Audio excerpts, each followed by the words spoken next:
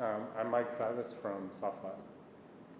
In the past, I guess, year or 6 months, we've been very interested in like this idea of optics. So in this case, we're using one-way mirror, which is both reflective and transparent.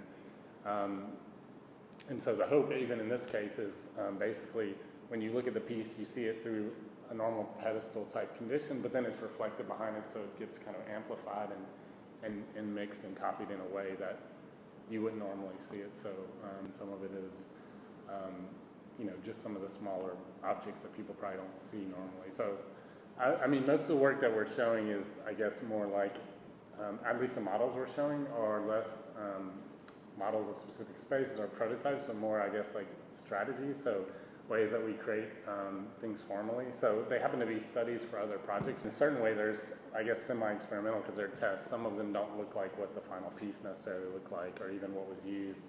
Also, they sort of fit together in an explicit way rather than if it was square pedestals that they would just be placed side by side. So it's not circumstantial. They fit together in a certain organization, which I think the work does in a certain way, which is it's sort of like a family or a kingdom or a phylum of, sort of strategies that we always use, But as far as how it relates to no precedent, it's interesting because I think we get placed in two camps, which are both good and bad. One is, like you said, unprecedented work, which of course that's great and flattering and things like that, but it's also the case where we don't care about the past and we'd rather erase the past and we're in some sort of post condition, which is definitely not the case for us.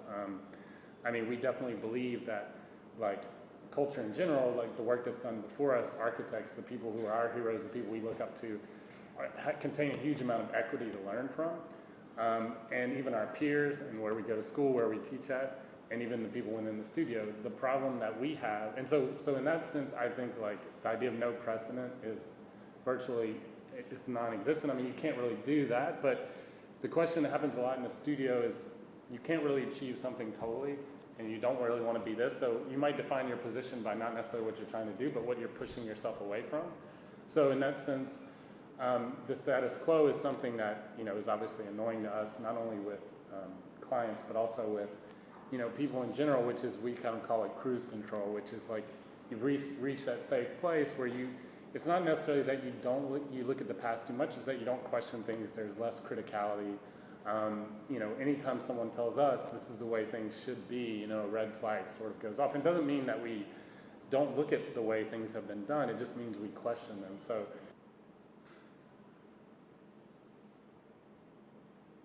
basically, it's a large piece that is a complex shape, so which means none of the pieces are repeated, all the pieces are different.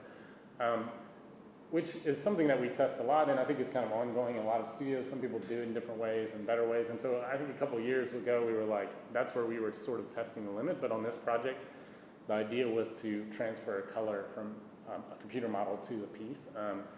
And one way to do that is to have every piece be a pixel, which means like every piece would be a unique solid color. But we didn't want to do that either. We wanted to actually transfer the actual color map, so each piece is gradiated. And so at that time, there was nothing available, written-wise to do that.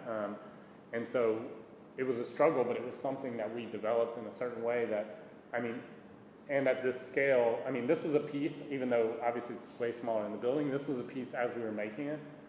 I was like, we're doing something that 2 weeks ago I would have told you was impossible. When we first started the studio, we were in a bigger space with a bunch of artists, and it was kind of this artist collective, and they had actually, a lot of them were digital artists, but they were, building full-scale sculptures, so they had bought a bunch of CNC equipment without anyone knowing how to use it. We didn't know how to use it either, but we sort of figured out how to use it, and whenever we had free time, like we would go to the CNC and we'd mill something.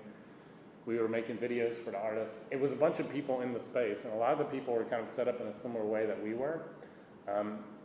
Was that here's all this equipment. If you turn it into a business, you can make a business. So we basically were brought in by artists. So we worked 9 to 5 on his work, and then we worked from 5 until midnight on our own stuff. And at that time, we had just come out of school, so we were like, well, we have this equipment.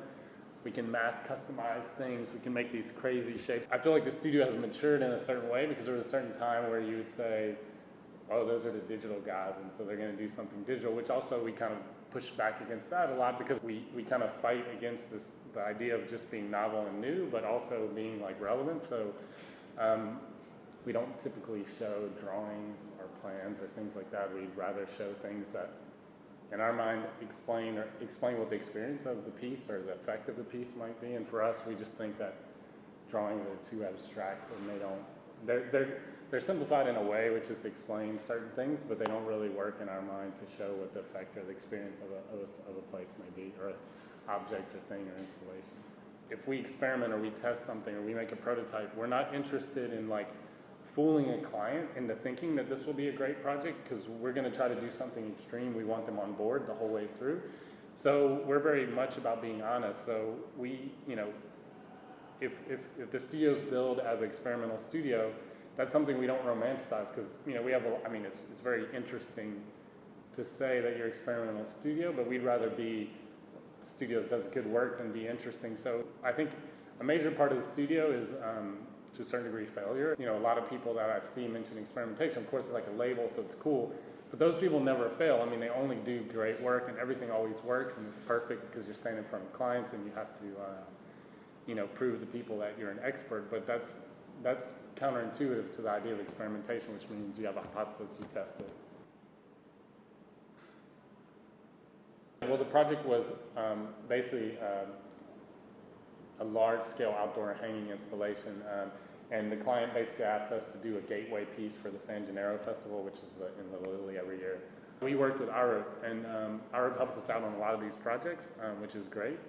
We worked specifically with Matt Clark, who's a friend of mine over there, and Matt's big thing was like, I want to come into the studio and let's cut out some mylar and let's get a weight scale and let's pull it until it breaks. So in a certain way, that's how the force was defined for the piece, was based on the actual breaking of the mylar. And Matt Arup said, there's wind because most of our pieces were inside, and of course we're like, but it has holes in it, it's not going to be a big deal. And then he gives us like the force calculations, which is equivalent of hanging like 2 pickup trucks from the side of the building. One's a Puck building, so a historical landmark. One of them is the St. Patrick's Cathedral. That was crazy. That was the most, out of all the things I've done in college, stupid things with my friends, that was the craziest thing I've ever done in my life. And so, that day was extremely nerve-wracking. It was like I think we stopped at 2 in the morning the night before. We had to be back on site at 5, and the piece was supposed to be totally up by 11 in the morning because people walked through that area. We didn't finish the piece till 6 in the morning, so the fire marshal came, the police were there, Bloomberg's office was supposedly calling the police sergeant in that area. The Puck building was doing renovations, and I don't know what was going on, but I guess basically like there was a stop on the work for some reason, but the construction workers were there. And while we're making the piece, a crowd had gathered on the street, and it was like you could hear like everyone was like kind of ready, like, is this going to work? The construction workers are, of course, like, what are these guys doing? They're idiots. They don't know what they're doing, And then once they started seeing it go up, they actually all came over and helped us and were very cool. And they were behind the piece as well. So that's one thing that's sort of, always great to see is like when we do these pieces, we do need a lot of help. But, when people become invested in the project, when it becomes partly their project as well, and they want to see it done, it's always really nice.